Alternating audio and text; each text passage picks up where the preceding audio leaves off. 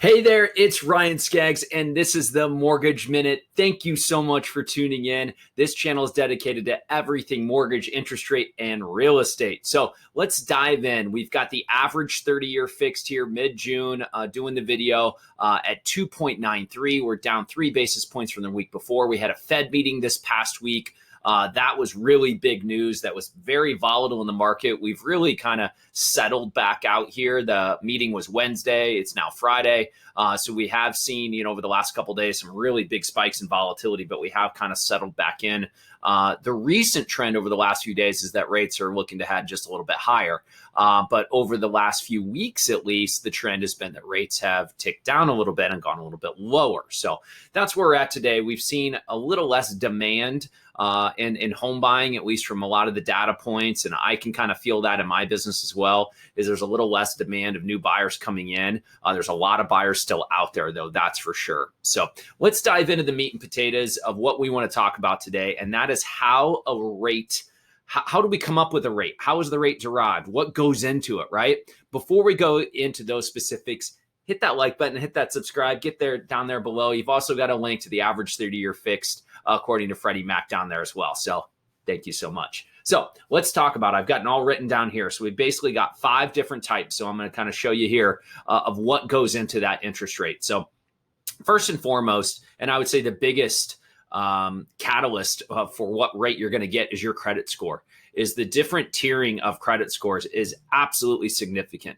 Typically, most lenders are going to have a tiers of every 20 points, meaning like 740 to 720, 720 to 700, 700 to 680, 680 to 660. So your minimum credit score is going to depend on the type of program and the type of lender. The maximum credit score, typically above 740, you're not going to find any additional benefit.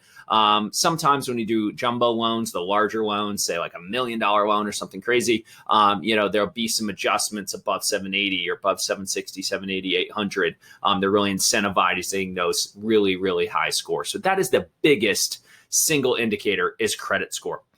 Next is down payment. So if you're putting 3% down or 3.5% down on an FHA loan, let's say, or you're doing a minimum down payment versus 20% down, 30% down, 40% down, you're likely going to have a better rate with the larger down payment. So that absolutely is one of those things, depending upon the down payment, is going to equate to a slightly different rate. So when you're going to the water cooler, grabbing your cup of coffee and saying, oh, I got this rate or I got that rate, it is apples to oranges with whoever you're talking to. Different credit score, different down payment. Next of which is the loan type. So FHA, VA, conventional, jumbo, all of them are going to have a slightly different kind of rate equation to them. Those programs are all going to carry different rates.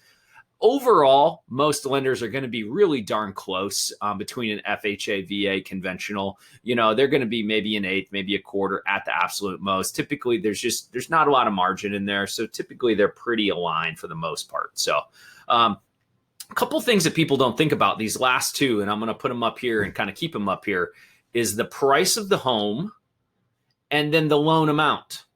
So you might think like, oh my gosh, I'm putting 20 or 30% down, but sometimes the lower loan amounts actually carry a slightly higher interest rate.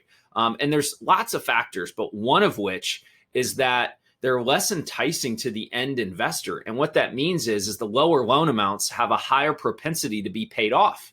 So if you take a $75,000 loan on a $200,000 house, like there's a pretty high likelihood you could have probably paid almost all of it off. Or you pay that loan off in a few years, not 30 years or something like that. And when the end investors are looking at, hey, we're going to put all these mortgages into a bucket and get paid back a yield or get paid back on a monthly basis, that 3%, that 4%, that whatever it is, like the more that these loans get paid off, the less kind of yield that they're getting, right? So there's the higher loan amounts are typically better on that end as a whole, just depending on loan program.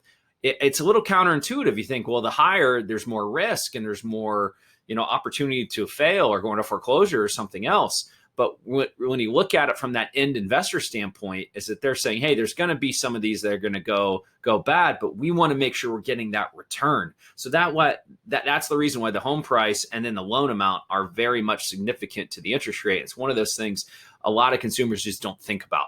So In full, we've got credit score, down payment, loan type, home price, and a loan amount that is all going in to equate that rate.